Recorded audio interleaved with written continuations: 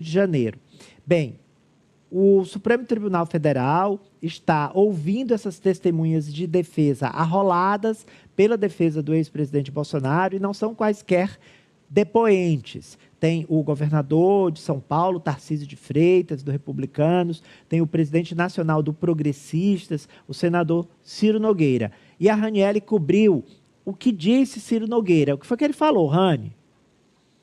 Pois é, estive lá no Supremo Tribunal Federal acompanhando esses depoimentos. Foram 5 depoimentos hoje. O primeiro foi de Tarcísio, o segundo foi de Ciro. Foi um depoimento rápido, mas o ex-ministro, chefe da Casa Civil do governo Bolsonaro, ele negou qualquer tentativa do ex-presidente falar com ele sobre algum tipo de ruptura democrática. Ele insistiu muito e respondeu de forma bem objetiva que em nenhum momento Bolsonaro conversou com ele sobre uma tentativa de golpe. Também falou, esses foram os trechos que eu separei, que Bolsonaro, logo após o resultado das eleições de 2022, ficou bastante deprimido e, por conta disso, se ausentou, inclusive, das discussões sobre a transição.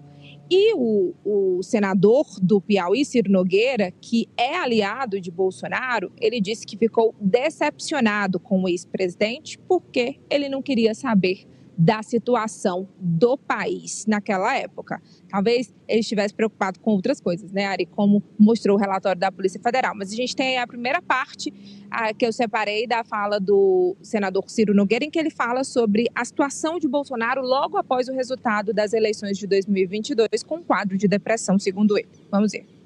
Logo depois da eleição, o presidente ficou um período um pouco deprimido e teve um problema de saúde na perna.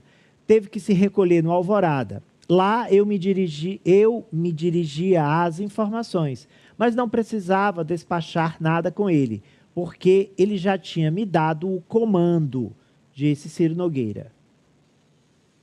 E tem um segundo trecho em que ele fala que ficou decepcionado com Bolsonaro, Ari.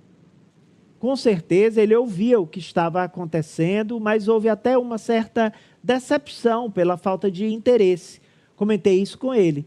Mas foi tudo dentro da normalidade. Em nenhum momento o presidente quis impedir ou dificultar o processo. A transição foi feita da melhor forma possível. Tá, e ele também falou como testemunha de defesa do ex-ministro da Justiça e também ex-secretário de Segurança aqui do Distrito Federal, Anderson Torres, e também do ex-ministro da Defesa, Paulo Sérgio Nogueira. Foi uma testemunha arrolada em comum a esses outros investigados. Ari, até a próxima segunda-feira, o Supremo Tribunal Federal continua ouvindo testemunhas, inclusive agora à tarde o ministro Alexandre de Moraes já está ouvindo outras testemunhas, e ao final disso tudo, no dia 2 de junho, o Supremo Tribunal pode ou não liberar imagens aí que foram feitas durante o depoimento. A gente estava lá, mas a gente sequer podia gravar áudio, né? A gente via, né, tudo, mas não podia fazer nenhum tipo de registro. Ao total, são 82 testemunhas que foram arroladas nessa etapa da ação penal que investiga a tentativa de golpe para manter o ex-presidente Jair Bolsonaro no poder. Francis, são testemunhas arroladas pela defesa do ex-presidente Bolsonaro e outros acusados de tentativa de golpe aqui no Brasil. Então, são testemunhas de defesa. Estão cumprindo um script, né?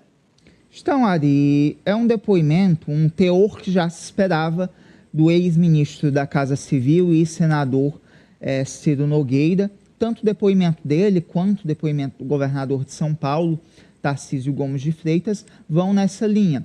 E, diga-se de passagem, o Ciro Nogueira, ele que assumiu essa missão de coordenar a transição, ele sempre foi ali um nome que foi tido como mais polido, que respeitava assim, a decisão das eleições, que inclusive incentivava o então presidente da República, Jair Bolsonaro, a vir a público e declarar que reconhecia a vitória do presidente eleito Luiz Inácio Lula da Silva. Então, o Ciro, que teve essa missão, uma missão difícil, diante de dois governos ideologicamente muito distintos, e ele, como um político de centrão, um político que entende o processo eleitoral e a transparência do processo eleitoral brasileiro, ele foi ali sim um dos primeiros a incentivar Jair Bolsonaro a vir a público e reconhecer a sua derrota, o que Bolsonaro sempre ficou protelando à época, pós o segundo turno das eleições. E um outro